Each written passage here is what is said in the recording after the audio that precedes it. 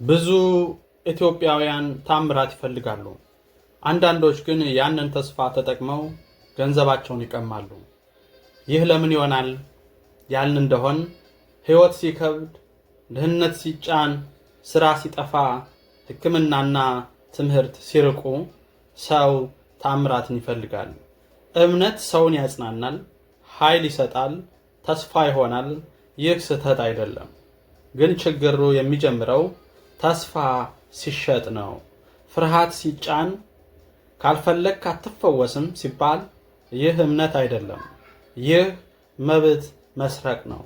መፍትሄው መጀመሪያ ድህነትን መቀነስ። ሰው ሲሰራ፣ ሲከብር፣ ሲበቃ ተአምራትን አይሸጥም። ሁለተኛ በትጋት መስራት ነው። ታምራት ስራን አይተካም። እምነትና ስራ አብረው መሄድ አለባቸው። ሶስተኛ ትምህርትና ንቃት ነው።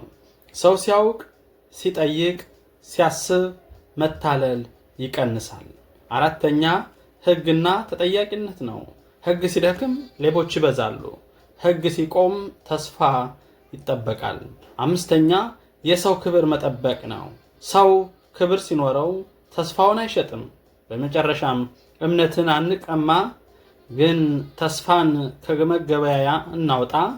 ተአምራት ኃይል ይሰጣል፣ ስራ ግን ህይወት ይቀይራል። ተስፋ ነፃ ነው፣ ህይወት ግን በስራ ይሻሻላል። አመሰግናለሁ።